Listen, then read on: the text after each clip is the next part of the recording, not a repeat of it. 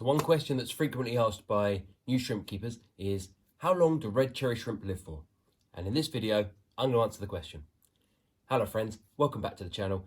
If you're new here, my name is Richard, and I'm the author of the new Neocaridina Shrimp ebook. I'm pleased to say we're giving away free copies of this book to the first 100 people who click the link in the description. Red cherry shrimp typically live for between 12 and 18 months. Although truth be told, it can be very hard to keep track of an individual shrimp in any one tank. It's only when we keep small numbers of shrimp in very small nano tanks do we actually get a sense of how long individual shrimp live for. There are, however, some things we can do to increase the length of time shrimp will live in our fish tanks. One of the first things we can do to ensure our shrimp have long, healthy lives is to ensure we provide them with stable parameters. And one of the key ones is temperature. Whilst red cherry shrimp don't have to live in a heated tank, in fact I recently did a video addressing this very issue, they do like to live in a tank where the water temperature remains stable. I typically don't run heaters in my own shrimp tanks, but I do keep them in a room where the temperature remains pretty much stable day and night, meaning the water temperature doesn't fluctuate a great deal. Now another thing we can do to ensure our red cherry shrimp have long healthy lives is to either keep them in a tank without any predators. Shrimp are unfortunately fairly low down the food chain. Pretty much any fish that can fit a red cherry shrimp in its mouth will at some point eat it, and this is especially true of the baby shrimp.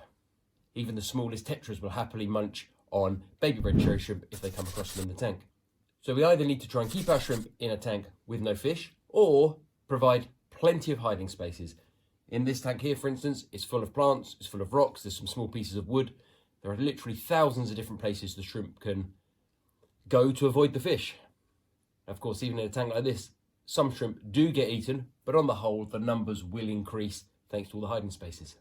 The third thing we can do to ensure our red cherry shrimp have long, healthy lives is to feed them a good, balanced diet. Now, many people see shrimp as part of a cleanup crew, and their job is purely there to eat the uneaten food and the fish poop, etc., and to break it down so the filters can remove it. But in fact, to get the best from our red cherry shrimp, we should make sure they are also fed.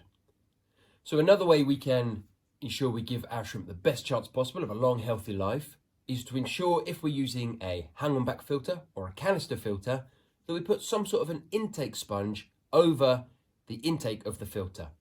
Now, both canister filters and hang-on-back filters have strainers over their intakes, and these strainers are designed primarily to prevent fish getting sucked in. Shrimp, however, typically easily pass through the grate up into the intake tube and into the filter, where they sadly die. By placing an intake sponge over the intake, we not only increase the surface area for bacteria to colonize, meaning our filters typically work more efficiently, but we also seriously reduce the chances of the shrimp being sucked into the filter. Now, if like me you really like to geek out on a subject, on my website, fishkeepinganswers.com, I have a whole section dedicated to red cherry shrimp. I'll put a link to the website down in the description.